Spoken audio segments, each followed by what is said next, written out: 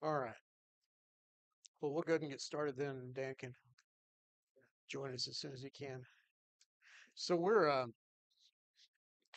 talking today about King Ahaz, and we won't go through all the kings, but I left the slide up here just to give you a reminder of when Ahaz is in the timeline. If you can, I just realized that I didn't adjust the screen, so it's a little harder to read him up there. But Ahaz over there from 735 to 715 BC.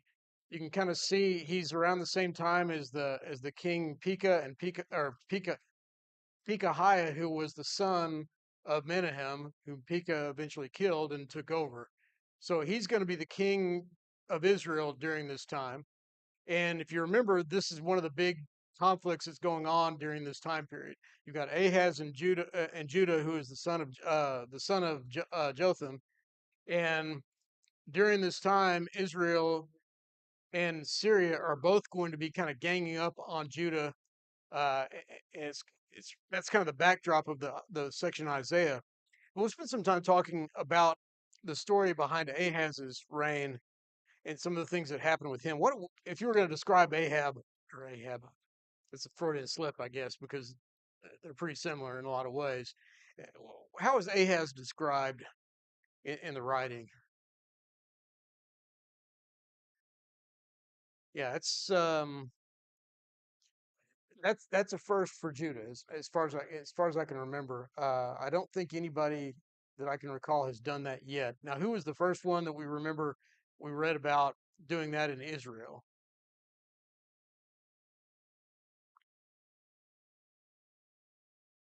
I say that, and now all of a sudden I'm not 100% sure I'm right about this, but I believe it was Ahab, who, when Baal worship was introduced, we start to see human sacrifice being brought in.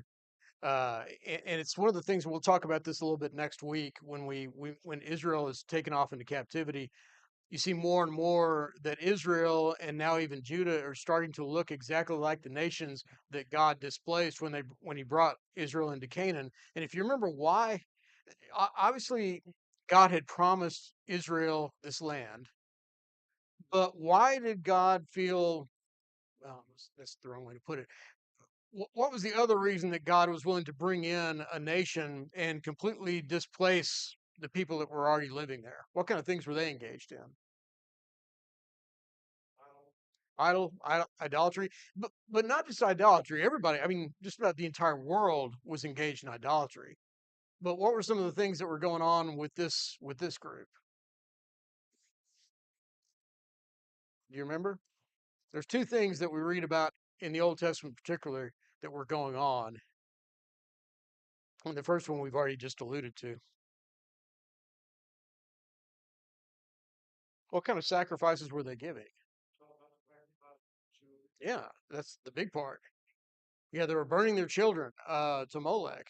Uh, they were, and it's one of those things where it's one thing to be a godless nation, which just about all of them obviously were, but these people had gone so far to the extreme that they were objectively evil in what they were doing, even if you take God out of the equation. And it's kind of interesting how humankind, the more that we drift away from God for whatever reason, we seem to head in that direction of killing our children to give ourselves a better life. Why when they sacrificed their children, why were they doing it? Yeah. Well, as an offering to God, to the gods, and what would the purpose be? I mean, what might you be asking for? Well, yeah, gain favor. Usually, I mean, if it's a king, obviously, I want to go win a war, or I want to go conquer a city, or whatever it might be. You know, from the regular people, it's more about we want to harvest this year, we want to be able to feed our families, and things like that. We want to have a successful life in some way. And if we do this, we can show the gods how much we really want this and how much we value it, and therefore they're more likely to give that to us. And it's interesting, by the way. I don't know if y'all have been following this a little bit. I haven't really followed it, but I've seen a couple of notes on it. They've found some Aztec ruins lately. They've obviously had some, but they finding more and more about that culture. And the more they find, the more they start to realize that this is exactly the kind of thing that the Aztecs were doing.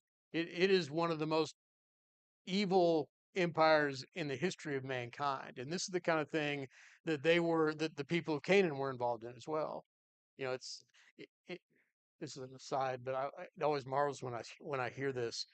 uh, I remember one of the archaeologists or scientists or sociologists or whoever or anthropologist who was doing this research went down there, and he was talking about all the things that the Aztecs were doing, and he kind of summed it up by saying, "Well, who can say it's hard for us to sit in judgment in cultures like that because we can't really speak to their culture and their civilization and their world that they lived in." He was very, very careful not to put any judgment on any of these things. uh, the idea that, well, sure, they were sacrificing their kids on altars and things like that, but that was then, and that was a different time now, and there's this, for some reason, there's this idea that we can somehow rationalize these things given the right situation, because who are we to judge? Um, I always find it interesting that the one group that seems to be immune to that idea is usually when people will go back and look at the Jews of the Old Testament. Well, they went in and slaughtered entire nations. Well, yeah, they did. So did all these other groups. So did all these other nations.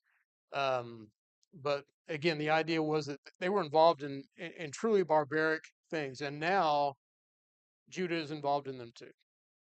The second thing, by the way, was sodomy that they were involved in. We see this as early as Sodom and Gomorrah. We see this coming into when they were coming into the land, and they were told to drive out the cult prostitutes that were involved in all these things. They were not to allow this. Apparently, a lot of that was involved in their temple worship and their idolatry. God says you are not to allow this in, and sure enough, that's exactly what's starting to happen. So so Ahaz comes in. He takes the rule. He reigns for, what is it, 20 years, I believe it was, wasn't it? Yes, 20 years. And during that time, as I said, we start to see this war between Syria and Israel against Judah. Now, what does Ahaz do to try to deal with this situation? What is his solution to the problem? Ahaz, yeah. Hmm. Tiglath-Pileser, right? Or however you pronounce his name. Uh-huh. Mm-hmm. Mm-hmm. Yeah. Who's Yeah, he's basically turning to everywhere but where he was supposed to. And we're going to talk about some things in Isaiah that I wonder if they may very well be related to some of those things. But yeah, he starts off in time of distress. As it says in Second Chronicles, talks about this a little bit more. He says he became yet more faithless to the Lord. In other words, he, seeing the difficulties that are going on and the persecution, not the persecution, but the invasions and the loss of life, he doubles down on that idea. And he goes and sacrifices to the god of Damascus. And it's interesting about that.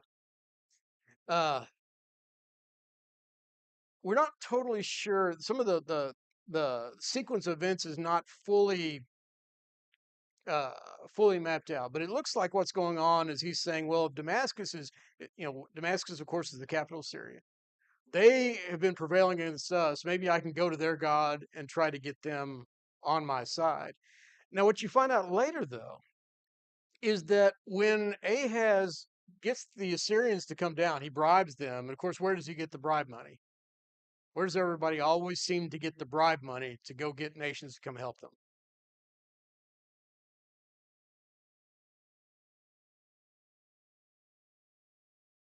If I'm a king of Judah and I have to get a whole lot of gold and silver, I have two choices, don't I?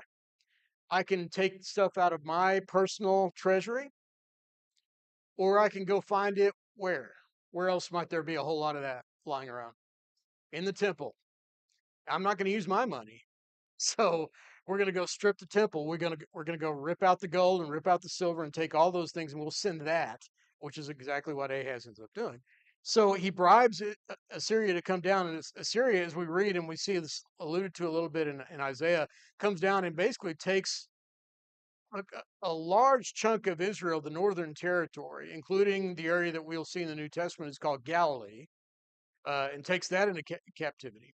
And during this time, we read that Ahaz went to Syria to meet with them and to meet the king there. And when he gets there, he's very impressed with. In fact, he meets him in Damascus after the Assyrians have already conquered Damascus. He gets there and he sees. Do you remember what he sees there? He's very impressed by something he sees in Damascus.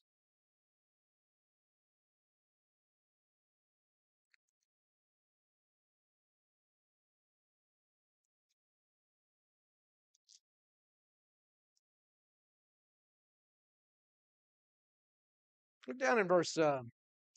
If you're in 2 Kings 16, look down at verse 10.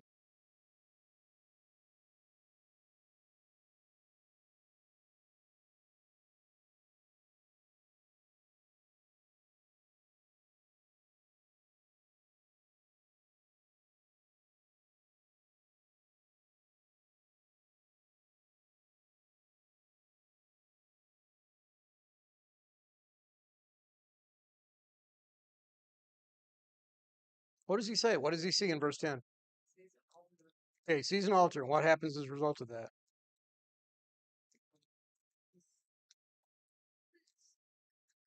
Hmm. For whatever reason, I don't know whether it had anything to do with it. It'd be interesting if this was an the altar of the god of Syria. He's meeting the Assyrians in Damascus. What does that conclude? What is the conclusion that we would draw about the state of Syria right now in Damascus? Is Syria in charge of anything? Well, Syria has been overthrown, right? The Assyrians have come in. Now, Ahaz comes in, and it reminds me a little bit of Ahaziah or Amaziah, his ancestor, who went into Edom, conquered Edom, but saw their idolatry and said, "I really like this. This is pretty neat. I'm going to use that myself." Now Ahaz is coming into Damascus, a conquered city, and he sees this idol, this altar here. He says, that looks I really like that. In fact, he likes it so much that he makes a drawing of it and sends it to the priest in Jerusalem and says, make me one of these. Now, it's interesting what you also see in Second Chronicles that during this time, what does it say in verse 24? It says, Ahaz gathered together the vessels of the house of God and cut in pieces the vessels of the house of the Lord, and he shut up the doors of the house of the Lord and made himself altars in every corner of Jerusalem. You know, I don't know. There's a couple of things that come to mind that may be true about this. First of all, if he's gone in and gutted the temple and taken all the gold out of it, maybe he simply thinks it's not worth worshiping there anymore. So we're just going to shut the whole thing down. And that's very possible what might be going on. Uh, Especially since we're doing all our sacrifices on this great new idol that we're going to put out in front of it. So we don't really need to go in the temple anyway. And in addition to that, where else are we offering? Where else are we offering sacrifices? Every corner of Jerusalem, everywhere you want to go, you can offer a sacrifice anywhere. When we're going through Israel, you would always see these high places in the city gates. Apparently, that wasn't even enough here. Now, Ahaz just says wherever you want to go, there's an idol, there's a high place where you can offer your offering, and so they're doing all of this stuff going on, and it's part of this may be simply pragmatic. Part of it may be based on what we're going to see in Isaiah that, you know, this almost seems like Ahaz is deliberately and blatantly turning his back on God. In fact, what does he do? What does he do with the altar of God, the bronze altar that according to the law is put up in front of the temple? What happens to that?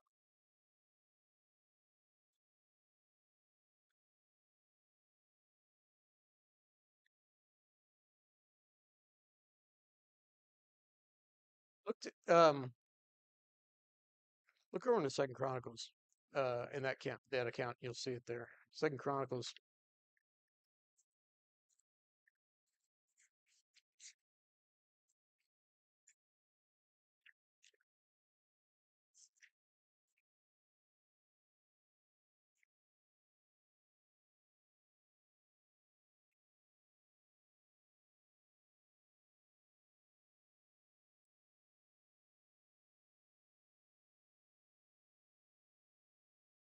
Here it is. Um,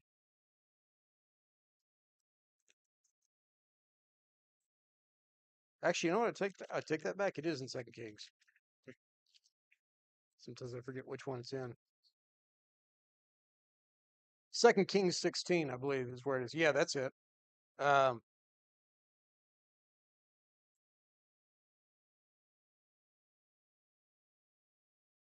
well, maybe it's not it.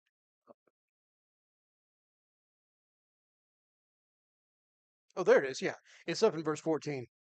He says that they put this new altar in. He says in verse 14, the bronze altar that was before the Lord, he removed from the front of the house and from the place between the altar and the house of the Lord and put it on the north side of his altar.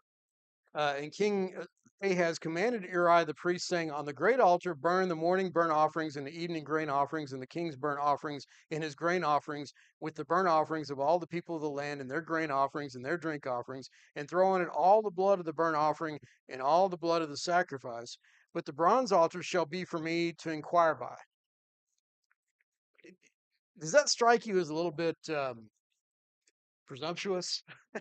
I'm going to take, and one thing I'm not clear on is whether Ahab, he's talking about we're going to do all these sacrifices, and the sacrifices that he lists are all the ones that God had commanded Israel to give in the law.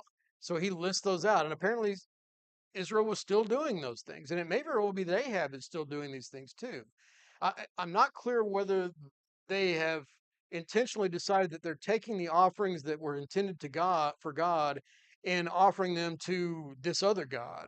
That's what's not really clear to me. It may just be that Ahaz just liked this altar better and just wanted to use it instead. And so he moves, and so we're going to take all the offerings, everything we're going to give to God, we're going to give on this unauthorized, corrupted, uh, idolatrous altar. Except we're not going to throw away God's altar because I'm going to keep that in case I ever want to ask God anything. There's do you kind of see the arrogance that's involved there? I'm going to do what I want with God's gifts, but if I ever actually really decide that I need something of Him, I'll have this over here on the side, and we can go ask God. But we get Him out of the way. So it's that's the kind of approach that Ahaz seems to have with God, and apparently a lot of the people had the same approach.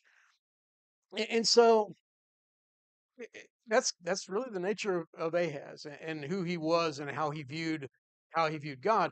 There was a story that Chronicles brings up that's kind of interesting in this. During the time that that Ahaz and Judah are under attack from Syria and from Israel, he tells a story. Let's see if I'm in Chronicles right now. Let's see. Let me flip over there. Second Chronicles.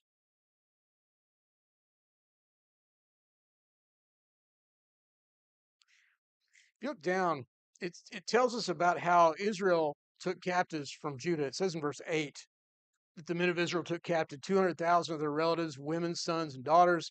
They also took much spoil from them and brought the spoil to Samaria. So they've gone and taken captives. This is probably before Ahaz has appealed to Assyria. But what's the attitude when the Israel army brings these people back to Samaria, which is the capital city of Israel? What is the response from some of the people there?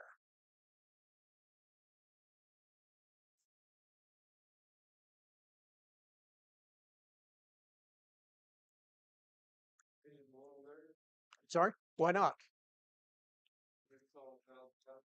I'm sorry. Well, I don't know if I'd say that. Hmm. Well, look at what he says in verse 9. He says, behold, because the Lord, the God of your fathers, was angry with Judah, he gave them into your hand, but you have killed them in a rage that has reached up to heaven. Is that a bad thing or a good thing? Yeah, it's a bad thing. So you have gone way beyond what God called and God authorized you to do. He says, and now you intend to subjugate the people of Judah and Jerusalem, male and female, as your slaves. Have you not sin of your own against the Lord your God? In other words, you got your own sin. You want to make this worse? Where are and it's interesting, I think, especially this coming from a prophet, I guess we should not be surprised by this. The idea that I've been telling you all along, you're still in sin, you're in idolatry, you're dealing with all these issues, and you want to make it even worse by going up to your going down to your brethren in Judah and taking them captive.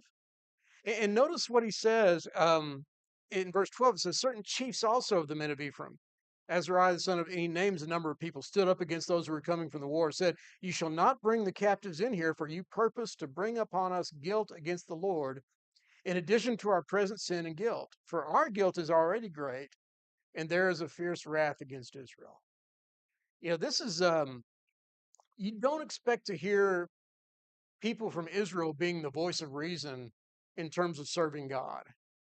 But it tells you a little bit about the state of Judah, that this is how bad things are in Judah, that Israel, which has been in idolatry forever, but they still got enough people down there that fear God enough to where they recognize the situation they're in, and they recognize that Judah is still God's people too, and that this is only going to make matters worse. It's useful to me, I think, that because when we think about what's about to happen in Israel, they're about to be taken off into captivity by the Assyrians, and it's easy for us sometimes to think, man, they had completely turned their back on God, they had no interest in God, they were completely given over to idolatry.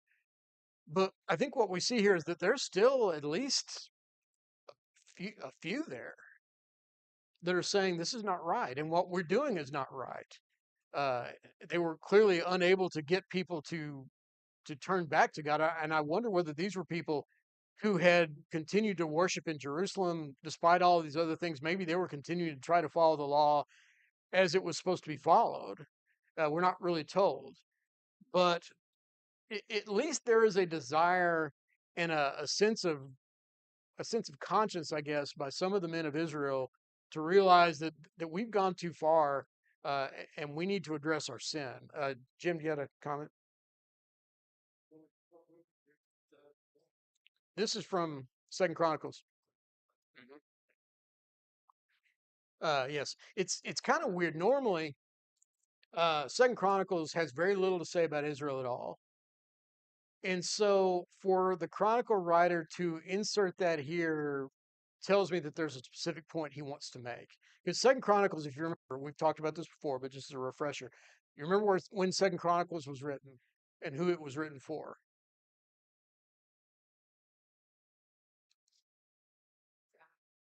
It's after the captivity. So they've come back. This is the restored of Judah have come back. They're rebuilding the temple. They're rebuilding the walls. There is no more Israel. They're basically Israel has been occupied. Of course, we're going to read this next week. The Assyrians brought in a bunch of people. They intermarried, but they also just switched a bunch of people out.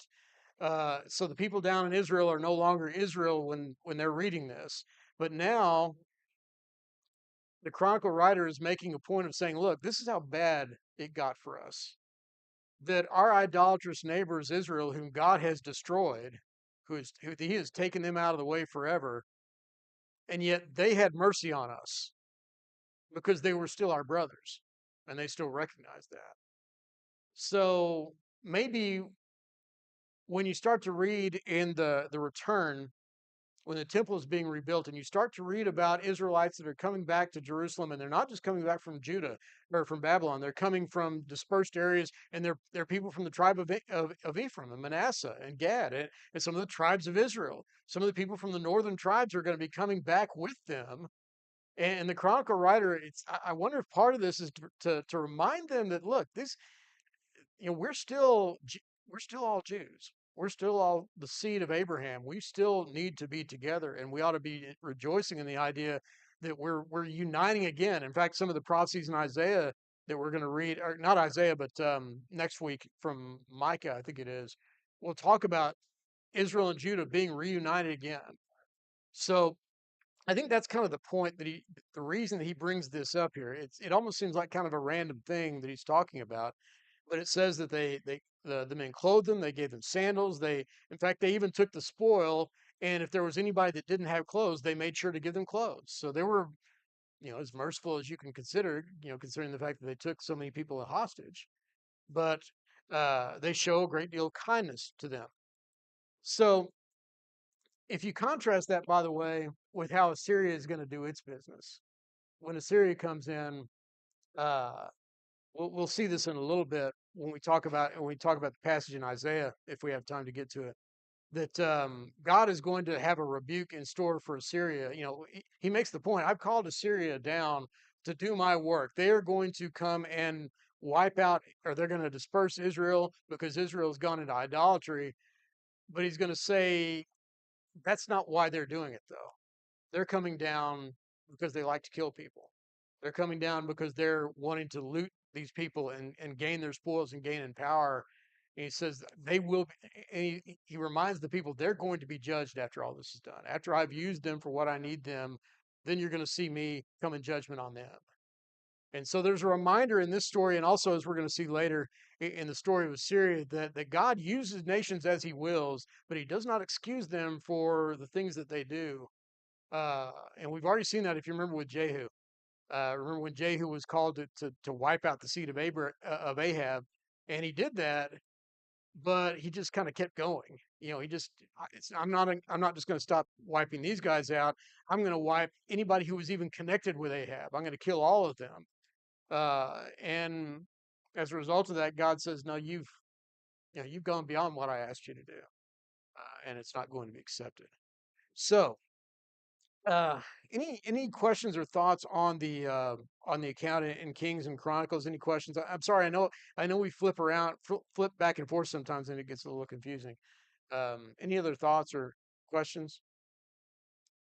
If not, we've got about 15 minutes, I guess, left. And so let's look at some of the things that we see in the book of Isaiah. If you want to look over in Isaiah chapter 7, uh, I would love to just do a study of Isaiah. I don't know if I'm thinking about this, by the way. Well, and I want just for y'all's consideration when we do our next class. I'm considering doing it on the Psalms. Is that something y'all would be interested in? Would that be good, or would you rather go do something in the New Testament? Rather have the New Testament. Anybody else have any preferences? well, well, I appreciate that, and one of the reasons I'm doing this is because I'm trying to get people out of this attitude that the Old Testament doesn't matter. Because if I don't understand the Old Testament, half the New Testament's going to be over my head. I'm never going to have a deeper understanding. You know, when in Hebrews, when the Hebrew writer talks about uh, when the Hebrew writer talks about needing or meat instead of milk, you remember that? In fact, look over there real quick. Hebrews chapter 5.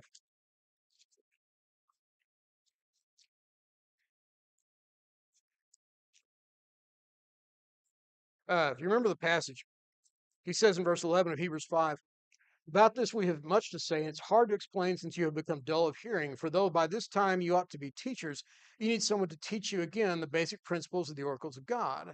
You need milk, not solid food, for everyone who lives on milk is unskilled in the word of righteousness since he's a child. But solid food is for the mature, for those who have their powers of discernment trained by constant practice to distinguish between good and evil. And now, so he says, you've been on milk too long, you need to be on the meat. Now, if you're gonna say what would you consider to be the meat? What's the meat of the Bible? What would you typically say that is? Okay, how God deals with his people? Okay, repentance. Okay, uh, fellowship with God, faithfulness. Anything else? Notice what he says then in verse 6, in chapter 6. Therefore, let us leave the elementary doctrine of Christ and go on to maturity, not laying again a foundation of repentance from dead works and of faith towards God and of instruction about washings, the laying on of hands, the resurrection of the dead, and eternal judgment. And this we will do if God permits. And he makes the point that the elementary doctrines are the things that you should all know by now. This is, you know, the idea of faith, repentance from dead works, baptisms, Holy Spirit, resurrection, all these other things. This is the milk that he's talking about here. He's not saying we should never study that anymore, but what he is saying is you need to be moving into something deeper than that. And notice what's the story that he comes into? He leads this all into in chapter 6 into a story in chapter 7. What is the meat that the Hebrew writer brings up? In fact, instead of going to 7, go back to chapter 5. Look what he says in, let's go back in verse 5. Notice what he says. He's talking about Christ's priesthood there. He says, so also Christ did not exalt himself to be made a high priest, but was appointed by him who said to him, you are my son, today I have begotten you. As he also says in another place, you are a priest forever after the order of Melchizedek. Who's Melchizedek? Okay. And that was in the book of Genesis. Yeah, you're right. It's in the book of Genesis in the Old Testament. And the Hebrew writer says, if you don't understand Melchizedek and his significance, how are you going to truly understand the significance of Christ and his priesthood? In other words, his point is the stories in the Old Testament and the fulfillment of the law that bring us to Christ. If you don't understand those things, you're only seeing half the story. And if all we're worried about is, I just tell me what to do, just give me a checklist so I'll do the right things and I won't do the wrong things, and then I'll be okay. What the Hebrew writer says is that understanding the Old Testament and understanding the law and understanding how God fulfilled the law, that's going to be vital in terms of truly strengthening your faith. Now, to your question, why are we studying the Kings? Because the stuff we're going to read about in Isaiah, when people will go to you and ask you, first of all, I don't believe God exists. I don't believe in this prophecy. It's all made up anyway. Anybody could have gone back and written this stuff. Why would you possibly believe that Jesus is who he says he is? One of the passages I'm going to go to is in Isaiah 7, and Isaiah 8, and Isaiah 9, that talks about the fact that this is the promised sign that Jesus fulfilled. This is the gospel found in the Old Testament. I'm not going to understand this fully unless I understand what's going on. Who's King Ahaz? Why is Isaiah talking to Ahaz? What's going on with that? Why is he having this discussion? When Ahaz, in fact, in chapter 7, um, when the Lord tells Isaiah, go out to meet Ahaz, you and Shear-Jashub, your son, and say to him, be careful, be quiet, do not fear, do not let your heart be faint because of these two smoldering stumps of firebrands, at the fierce anger of Rezin and Syria and the son of Remaliah. Because Syria with Ephraim and the son of Remaliah has devised evil against you, saying, let us go up against Judah and terrify it, and let us conquer it for ourselves, and set up the son of Tabiel as king in the midst of it. That, like I say, just a bunch of history doesn't mean anything to me. Who cares?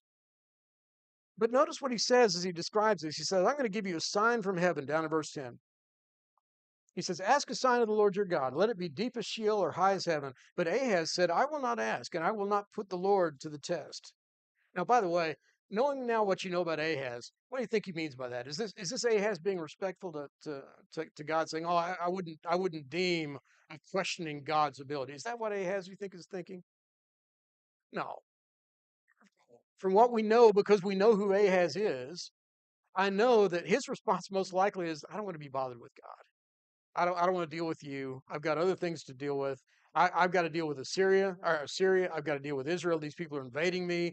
I've got other things to worry about than God." And Isaiah says, all right, I'll give you a sign anyway. He says, the Lord himself will give you a sign. Behold, the virgin shall conceive and shall bear a son, and shall call his name Emmanuel. He shall eat curds and honey when he knows how to refuse the evil and choose the good. For before the boy knows how to refuse the evil and choose the good, the land whose two kings you dread will be deserted. The Lord will bring upon you and upon your people and upon your father's house such a day as you have not seen, and has not come since the day that Ephraim departed from Judah, the king of Assyria. And so he gives this prophecy. And if I haven't read the Kings, if I don't know what's going on behind the scenes, I have no idea what he's talking about here. But what I do know is that in the New Testament, how does this get applied?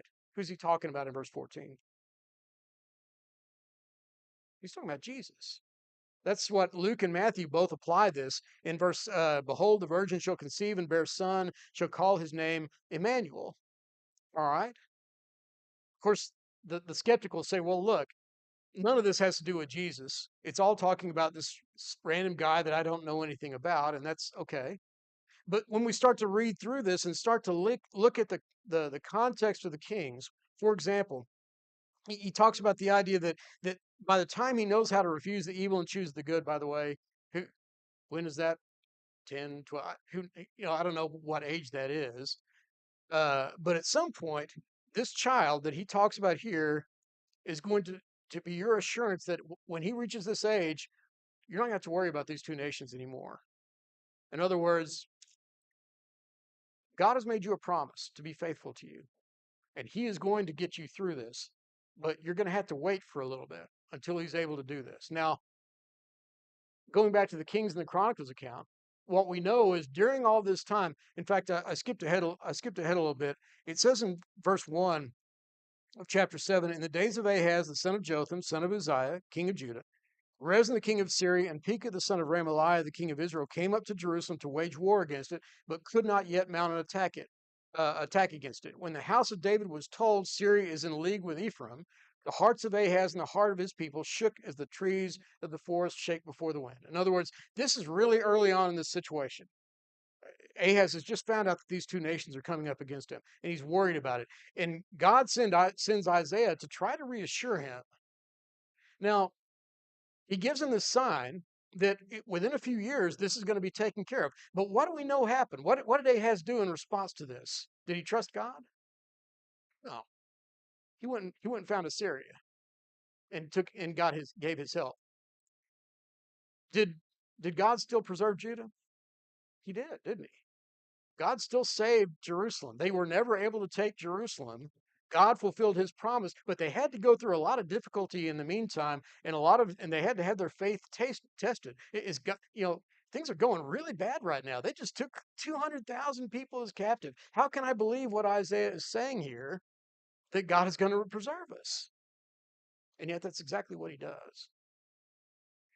And the promise then we start to look through as this promise continues. It's the same context in chapter 8 when the Lord says to me, take the large tablet and write on it in common characters belonging to Meher Shalal Hashbaz. And you don't need to remember that name.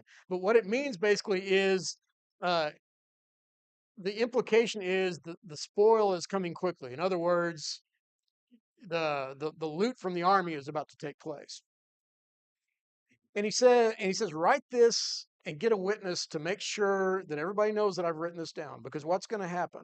This is the kid he was talking about in chapter 7. He says, before this boy knows how to cry, my father and my mother, the wealth of Damascus and the spoil of Samaria will be carried away before the king of Assyria. In other words, again, I'm writing this down so that everybody will know that God has given you assurance that these two nations are going to be taken care of. And he keeps talking about this. But you start to realize as you get down, um, and you'll start to see some quotations that are going to pop up in the New Testament. In fact, um, he goes down and talks about the idea that they're going to be thrown away, cast away. He says in verse 16, bind up the testimony, seal the teaching among the disciples. I will wait for the Lord who is hiding his face from the house of Jacob, and I will hope in him. Behold, I and the children whom the Lord has given me are signs and portents in Israel from the Lord of hosts who dwells on Mount Zion. Anybody remember? Does that sound familiar at all? That quote, behold, I and the children whom the Lord has given me? Do you remember who that's talking about? Or who that's applied to in the book of Hebrews? Look back and keep your bookmark over there and jump over to Hebrews chapter 2. Or is it Hebrews chapter 1? I'm sorry.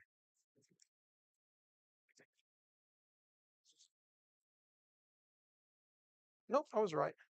Um, chapter 2. Down in verse 10 of chapter 2, it says, for it was fitting that he, for whom and by whom all things exist, in bringing many sons to glory, should make the founder of their salvation perfect through suffering. For he who sanctifies and those who sanctified all have one source. That is why he is not ashamed to call them brothers. Who's the he? He's talking about Jesus, right? Saying, I will tell of your name to my brothers in the midst of the congregation. I will sing your praise. And again, I will put my trust in him. And again, behold, I and the children God has given me.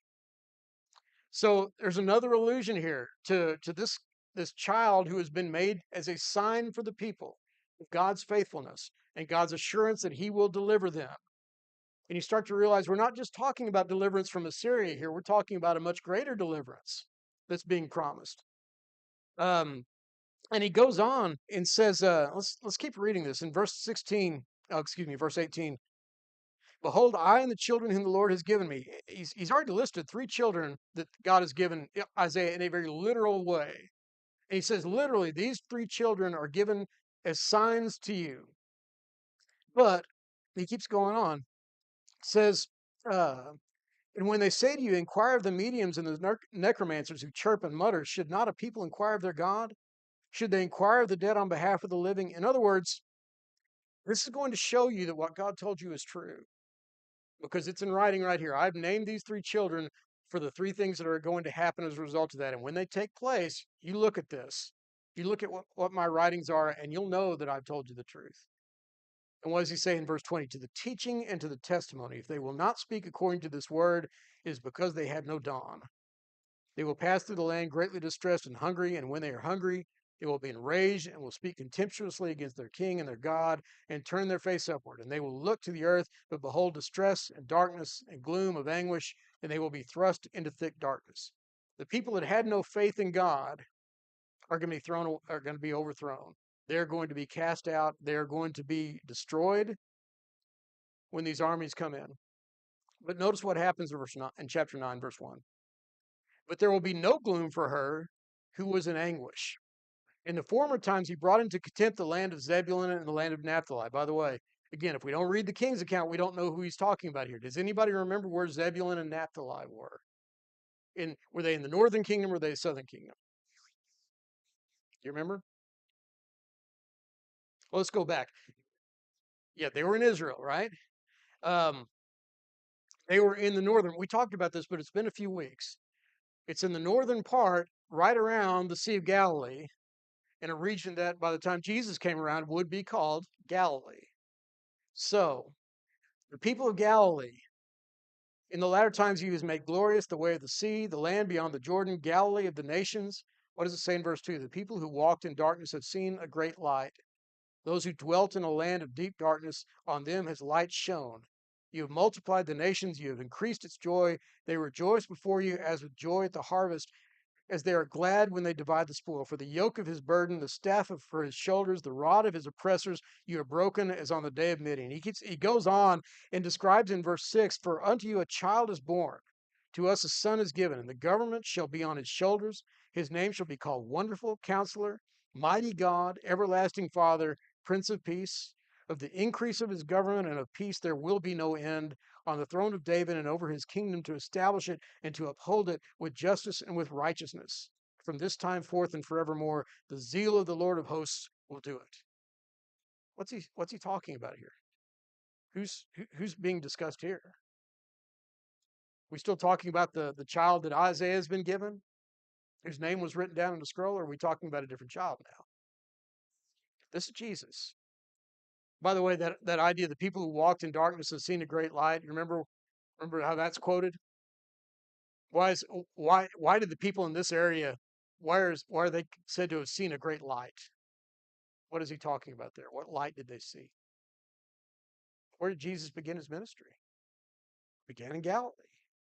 What did they see? In fact, I think it's either Matthew or Luke that quotes this passage. And it's probably Matthew because Matthew tends to do that. The idea that this is in fulfillment of Scripture again, that these people who had been taken away, who are going to be overwhelmed by the Assyrians, and you're looking at them now and saying, "Man, I'm glad we're not them."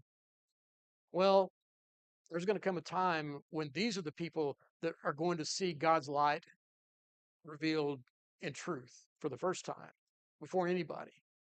Because God has not forgotten about them. The idea again that you're going to go through a lot of suffering and a lot of ordeals and a lot of pain, and it's going to look like God has turned his back on you forever. But remember, he's written it down. The name is written in stone, or not written in stone. It's written on the scroll. It's written for witnesses. Know that this is going to take place. And ultimately, even when they were cast out, even when they were sent off into Babylon, there's still that promise there that God has promised this child, this king that's going to come. The idea is, are you willing to wait for it? Are you willing to go through suffering and hardship and difficulty? Are you willing to go to your grave knowing that this is what God has promised for you? A lot of people were. Well, what does Hebrews 11 say? These all died in faith. They were expecting this promise. They didn't receive it during their time, but they remembered what was said, and they were thinking about this, and they were waiting for it during this time. Ahaz was not willing to wait. Ahaz got the promise from God that said, if you will just hold on, God will redeem you. He saw the hostages being taken. He said, nope, I'm done. I'm going to go talk to Molech or Baal or whoever will hear me, but I'm not going to wait for God. Ultimately, as we think about how this is really fulfilled, think about the disciples who are listening to Jesus, who are being taught by Jesus. And Jesus is telling them, I'm going up to Jerusalem and they're going to kill me. And I'm going to be raised in 3 days. What am I thinking about? How, which is the faithful disciple? Am I going to wait? Am I going to trust in God? Am I going to believe this promise? If I believe that Jesus was the Messiah and I believe that he is going to reign, am I going to trust him when he says, no matter what they do to me, I'm going to be raised? You know, all of this continues. You start to see these patterns that are fulfilled in Christ. And you start to get this idea that why do I believe the story of the gospel? Because the story of the gospel is repeated over and over and over. And God continually shows that he can take those who seem to be condemned to death and give them life. And it keeps getting repeated. And so the more you understand that, we understand, we read the gospel, we go back to the book of Isaiah, and we can say, look, this is why I know, one of the reasons why I know, because Isaiah predicted all of this. Well, what's Isaiah talking about? How do I even know that Isaiah is just not some made up stuff? Well, because we look at the Kings and look at the Chronicles and we look at the history and we understand what Isaiah is writing about and what they were really going through. And we ask ourselves that question: how much faith would I have if God said, "I'm going to get you through this, but you have to trust me"? And there's absolutely no sign that anything is going to change. It just keeps getting worse. The armies keep mounting, the losses keep mounting, the city walls are getting knocked down, people are being taken off into captivity. Am I still trusting God? Those are the messages that I hope that we're getting out of these stories. And I try to bring them out. I don't always bring them out as much as I should. But that's the reason we study the Old Testament. That's the reason we want to understand all of these things, because we start to see how these promises, when we get into chapter 11, and I know I'm cutting into David's time. David, do you have an invitation? Okay. I'll wrap it up real quick. If you haven't read in chapter 11 and chapter 12, obviously the fulfillment, the culmination of these prophecies of Jesus coming in, talking about the righteous branch, which will bring up the Spirit of the Lord shall rest upon him. And by this time, you really get to start understanding that everything Isaiah has been talking about here is a whole lot bigger than what's going on with Ahaz and with the situation with Israel. He's talking about the nature of God's holy kingdom, and how he is going to bring true peace. Peace that seems to be completely impossible. I can't even imagine in their time and in the time of the people of Judah, the idea of being at peace in Jerusalem must have been just unimaginable. You're always fighting somebody. Somebody's always coming in to try to take over the city. And yet, what does he say in chapter 11, verse 8? The wolf shall dwell with the lamb, leopards shall lie down with the young goat, the calf and the lion, the fatted calf together. I had guys go to me and read this and think that this is literal, that this is really what's going to happen in God's kingdom. And we have to be able to talk to people about that. And we have to understand, look, this is what Isaiah is talking about. And this is the situation he's in. This is how he's using this language to talk to a people that are just worn out by war and destruction and conquest. And he said, there's going to be a time when nobody is going to be at war. You can have full peace in the kingdom of God, but you have to be willing to trust God. And so his promises will be full. Anyway, it probably took too much of your time, and I apologize for that. I got on a roll. So we'll stop there, and I'll turn it over to David.